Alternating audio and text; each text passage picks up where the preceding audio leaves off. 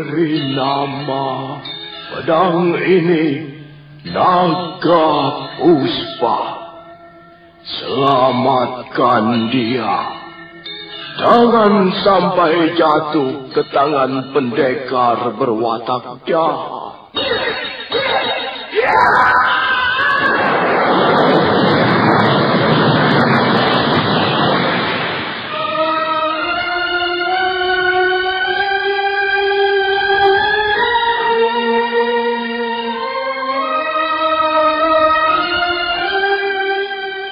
Tutur Tidula.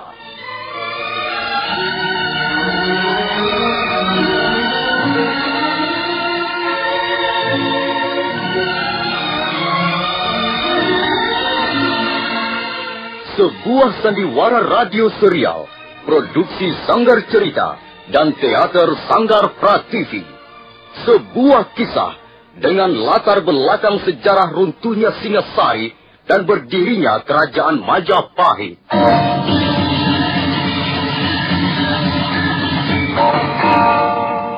Sandiwara ini didukung oleh pemain-pemain radio yang sudah ternama. Ferry Fadli, Ivone Rose, dan Eli Ermawati.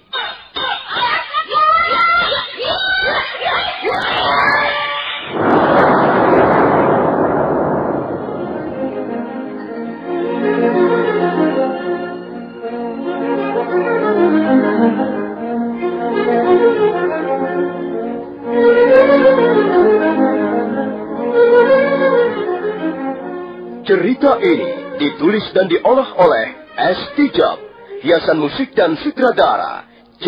Ispriyonoka.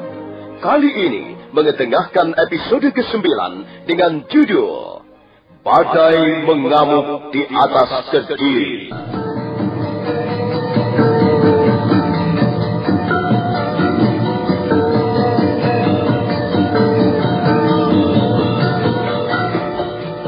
Dalam seri ke-258 ini didukung oleh para pemain Ferry Fadli sebagai Arya Kamandanu, Ivone Rose sebagai Sakawuni, Heri Stiono sebagai Tias Sanggrama Wijaya, Nusri Nurdin sebagai Lembu Sora, Rusli sebagai Rangga Lawe, Edi Johan sebagai Ike Mese, Peter Pan sebagai Banyak Kabuk, Mas Sono sebagai Wira Raja, Penny Indrahadi sebagai Sipi, dan Asdi Suhastra pembawa cerita.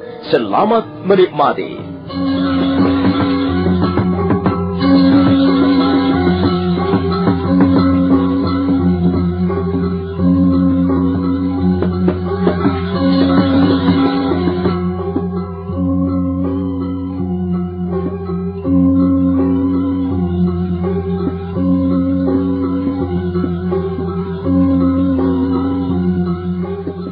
Sakawuni cemas melihat ayahnya tiba-tiba pingsan.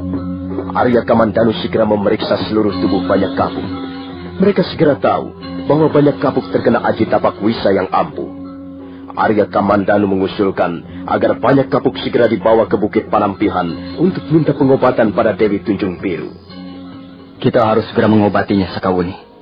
Kukira kita masih mempunyai kesempatan untuk membawanya ke Bukit Panampihan. Kalau kita segera berangkat, kukira kita tidak akan terlambat. Ayah, mengapa ayah tidak mau berterus terang? Seharusnya ayah segera memberitahu kami bahwa ayah terluka. Hal itu dilakukan karena kasih sayangnya padamu. Dia tidak ingin melihat kau kebingungan dan cemas, Wuni. Tapi dia tidak boleh bersikap seperti itu, Kamandanu. Aku ini kan anak gadisnya. Sudahlah. Sekarang kau tunggu saja di sini. Aku akan melaporkan hal ini pada Gusti Sanggrama Wijaya. Kemudian setelah mendapat izin beliau, kita akan segera berangkat ke Bukit Panampihan.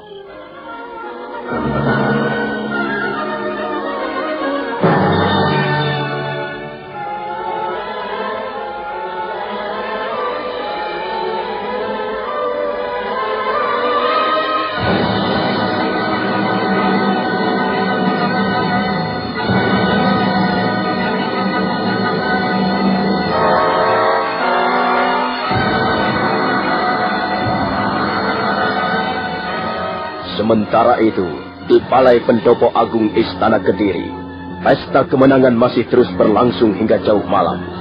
Prajurit-prajurit Tartar kelihatan sangat bersukaria. Mereka makan dan minum tuak sampai sepuas-puasnya. Sebagian besar di antara mereka sudah mabuk, Mereka nampaknya benar-benar menikmati kemenangan yang baru saja dialami. Nampak dia Sang Gramawijaya masih berada di tengah-tengah pesta. Tapi beliau kelihatannya tidak terlalu gembira. Demikian juga Lembu Sora dan Ranggalawe. Bahkan Ranggalawe kelihatannya tidak senang melihat tingkah laku prajurit-prajurit Tartar yang bermabuk-mabukan. Paman Lembu Sora, sepertinya kita hanya menjadi penonton saja. Bukan kita yang merayakan kemenangan ini, Paman. Benar, Gusti. Suasana ini benar-benar tidak enak di hati. Ampun, Gusti. Hamba sungguh-sungguh tidak senang melihat tingkah laku mereka itu. Lihat saja, mereka enak-enak bermabuk-mabukan di negeri orang. Hamba muak melihat pemandangan ini. Hamba muak, Gusti Sang Gramawijaya. Kau harus bisa menahan hatimu, Ranggalawe. Memang untuk sementara ini, seperti yang telah dikatakan Tuan Arya Wiraraja, kemenangan bukanlah menjadi milik kita. Benar, Paman Lembu Sora. Justru sekarang ini, kita harus mempersiapkan diri untuk merebut kemenangan yang sesungguhnya. Ketika mereka bertiga sedang sibuk berbincang-bincang, Arya Kamandanu muncul di tengah-tengah pendopo agung dan langsung menemui dia Sang Gramawijaya. Ada apa, Kamandanu? Di mana Sakawuni dan Kakang Banyak Kapuk? Mengapa mereka tidak kelihatan? Ampun, Gusti. Ayahanda Banyak Kapuk rupanya sedang mengalami luka yang cukup berat. Sekarang dia terbaring pingsan di ruangan tidurnya. Apa? Kakang Banyak Kapuk terluka? Siapa yang telah melukainya, Kamandanu? Ayahanda Banyak Kapuk terluka oleh pukulan Aji Tapak Wisa, Paman Lembu Sora. Kalau memang lukanya cukup parah, harus segera dicarikan obatnya. Mari Tuan. Tuan Sang Gramawijaya. Mari tuan-tuan semua. Mengapa kalian tidak ikut minum-minum bersama kami? Marilah, kita rayakan pesta kemenangan ini bersama-sama. Maaf, Tuan Panglima. Kami memang tidak biasa minum terlalu banyak. Di samping itu, kami baru saja mendapat laporan bahwa ada salah seorang di antara sahabat kami yang terluka berat. Kasihan orang itu. Dia harus segera diobati. Tapi biarlah orang lain yang mengurusnya. Sementara Tuan bersama kami ikut merayakan pesta kemenangan ini. Sebab pesta kemenangan ini bukan hanya milik prajurit-prajurit Tartar, tapi juga menjadi milik prajurit-prajurit Tuan. Prajurit-prajurit Majapahit, Tuan. Terima kasih, Tuan Panglima Ikumense. Tapi maaf, saya harus segera meninggalkan pesta ini. Saya harus segera tahu luka-luka yang diderita oleh sahabat kami. Maaf, Tuan Panglima. Kami semua mohon diri. Ayo, Paman Lembu Sora, Ranggalawe, Kamandanu. Baik, Gusti. Baik, Gusti.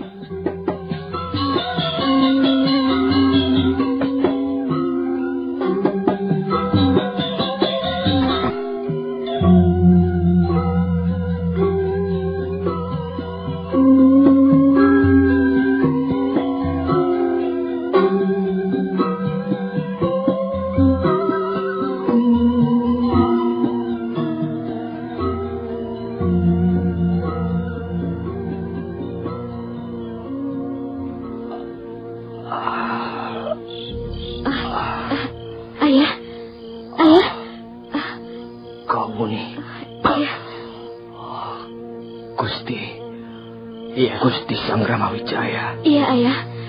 Gusti Sang Gramawijaya, Paman Lembu Sora, dan Kakang Ranggalawe juga hadir di sini. Mereka ingin melihat luka-luka Ayah. Apa yang kau rasakan, Kakang Banyak Kapuk? Rupanya hamba terkena Aji Tapak Wisa, Gusti. Bagaimana peristiwanya, Aji Banyak Kapuk?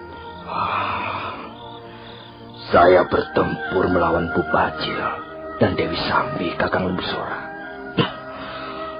Pada saat itu saya lengah. Dewi Sambi berhasil menyerangkan pukulannya di bagian rusuk kiri. Semula saya kira pukulan itu tidak mengakibatkan apa-apa. Hanya dada saya terasa sedikit sesak.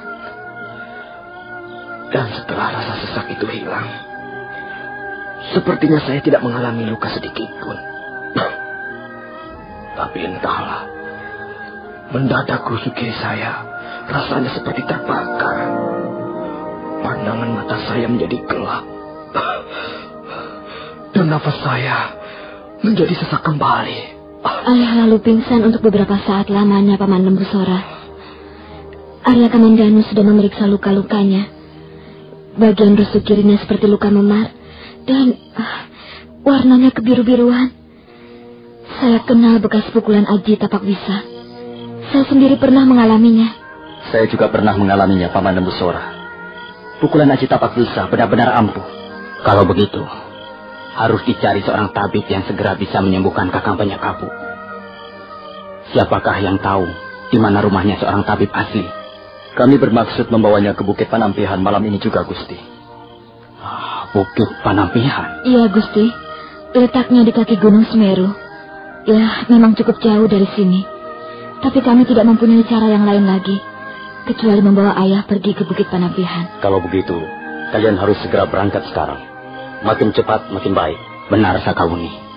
Kalian harus segera berangkat, supaya tidak terlambat. Akhirnya, semuanya setuju Banyak Kapuk dibawa ke Bukit Panampihan malam itu juga. Sakawuni segera mempersiapkan perbekalan untuk berjalan jauh. Arya Kamandanu menyiapkan 2 ekor kuda.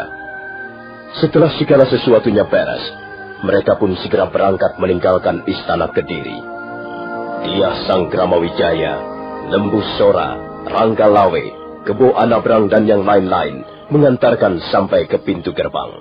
Hati-hati di jalan, Sakawuni. Iya, Gusti. Terima kasih, Gusti. Ampun, Gusti. Hamba terpaksa tidak bisa menemani Gusti di istana Kediri. Tidak apa-apa, Kakang Banyak Kapu. Kau harus segera berobat supaya lukamu sembuh kembali, Kakang. Setelah itu, barulah kita bisa berkumpul lagi. Ampun, Gusti. Kami mohon pamit. Ayo, Sakawuni. Ya.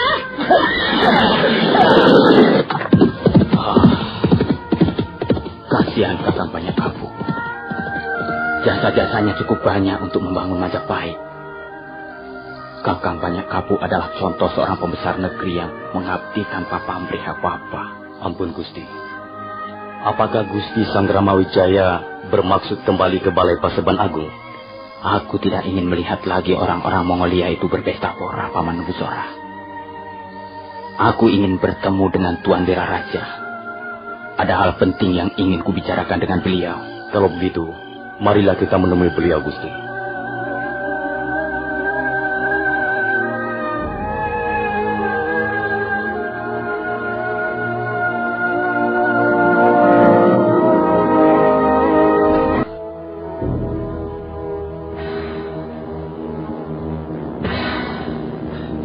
Ya, memang Gusti Sang Gramawijaya. Suasananya kurang enak untuk dirasakan, kalau tidak boleh dikatakan menyakitkan. Mereka sangat menganggap rendah prajurit-prajurit Majapahit. Saya juga mendapat kesan begitu, Tuan Wira Raja. Mereka kurang menghargai kita. Benar, Gusti.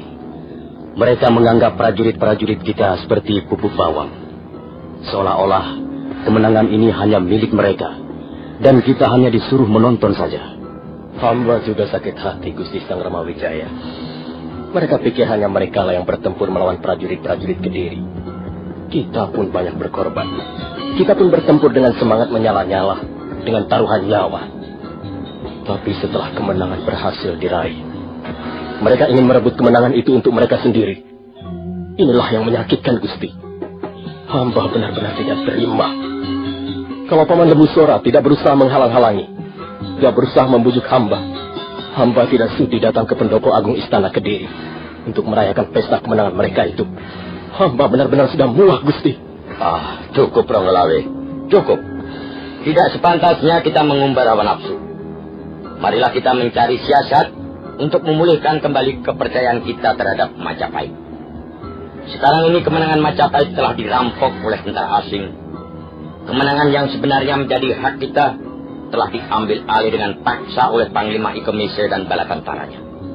Lalu sekarang apa yang sebaiknya kita lakukan, Tuan Wira Raja? Kalau kita langsung menyerang mereka, tentulah hal ini kurang bijaksana, Tuan. Di samping kurang bijaksana, hal itu juga merupakan tindakan yang ceroboh, Gusti. Kita tahu sendiri bahwa prajurit-prajurit Tartar benar-benar prajurit-prajurit yang tangguh dan berani. Di samping itu pula, Mereka juga mempunyai ilmu bela diri yang tinggi. Rasanya sulit untuk mengalahkan mereka ini, Gusti. Kecuali kita mempersiapkan diri dengan matang dan cermat. Lalu, apakah Tuan mempunyai rencana sesuatu? Begini saja, Gusti. Kita tidak bisa berpikir dengan tenang selama masih berada di Istana Kediri. Sebab kita masih bersama-sama dengan mereka. Maka sebaiknya Gusti minta diri untuk sementara waktu kembali ke Majapahit. Iya, benar Gusti. Di Majapahit nanti kita bisa merundingkan segala sesuatunya dengan lebih tenang. Apakah hal itu tidak akan menimbulkan kecurigaan, Tuan Wiraraja? Kalau kita mengemukakan alasan yang tepat, saya kira tidak, Gusti. Tuan Wiraraja, alasan apa yang kira-kira cukup kuat untuk minta diri kembali ke Majapahit sekarang ini, Tuan? Kita kembali saja ke persoalan surat pernyataan menyerah, Gusti. Gusti kembali ke Majapahit dengan alasan untuk merundingkan sesuatu, agar bisa menulis dengan baik-baik surat pernyataan menyerah terhadap bala tentara Tartar. Di samping itu, Gusti juga bisa mengemukakan alasan bahwa Gusti ingin memberikan kenang-kenangan pada mereka berupa boyongan putri. Boyongan putri? Benar Gusti. Katakan saja bahwa Gusti ingin mempersembahkan 2 orang putri Majapahit untuk Kaisar Kubilai Khan. Dan putri yang pantas untuk dipersembahkan harus lebih dulu diteliti dan dipilih. Saya kira mereka akan bisa menerima alasan itu, Gusti.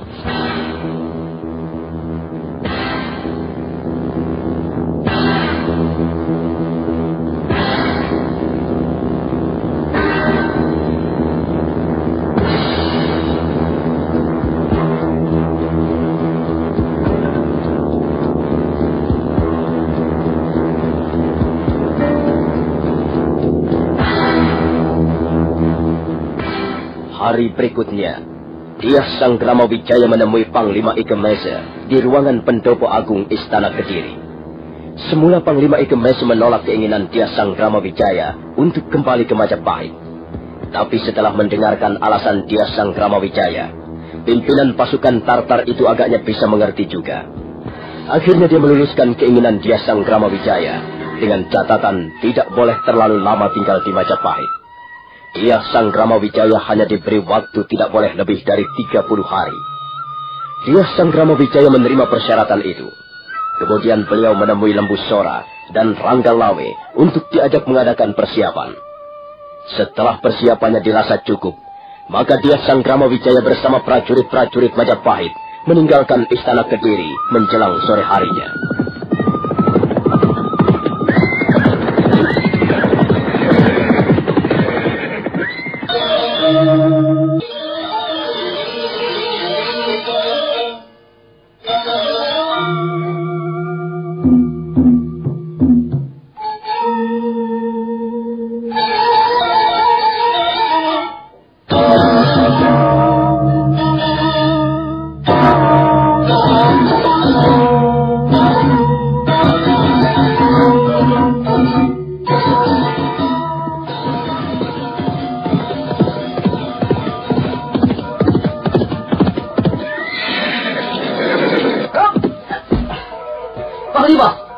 Panglima Ike Mese.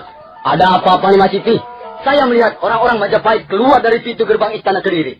Mau kemana mereka itu, Panglima? Tuan Sanggramawijaya bermaksud kembali ke Majapahit. Kembali ke Majapahit? Iya. Mengapa kau izinkan, Panglima? Bukankah hal itu bisa berbahaya sekali, Panglima? Mereka bisa berbalik memusuhi kita. Mereka bisa menggempur kita bersama-sama dengan rakyat Majapahit yang lain. Kita harus bisa mencegah mereka. Mumpung mereka belum terlalu jauh, kita harus memaksa mereka untuk kembali ke Istana Kediri.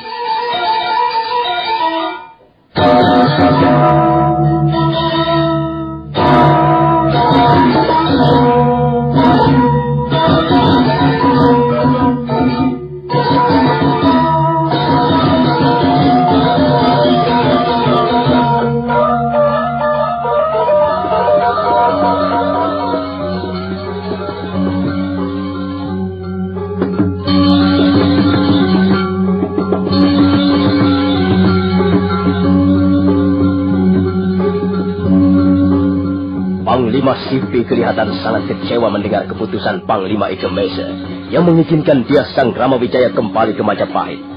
Dia sangat mengkhawatirkan kesetiaan Dia Sanggrama Wijaya untuk menepati janjinya. Karena itu dia bersemangat untuk memaksa kembali Dia Sanggrama Wijaya berikut prajurit-prajurit Majapahit ke kota Kediri.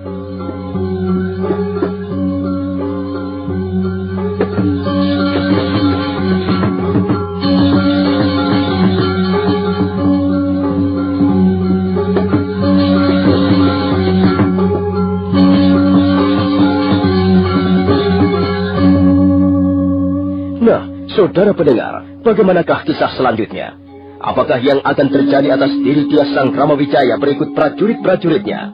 Dan bagaimana dengan nasib banyak kapuk dengan luka-lukanya? Silakan menunggu seri berikutnya. Sampai jumpa.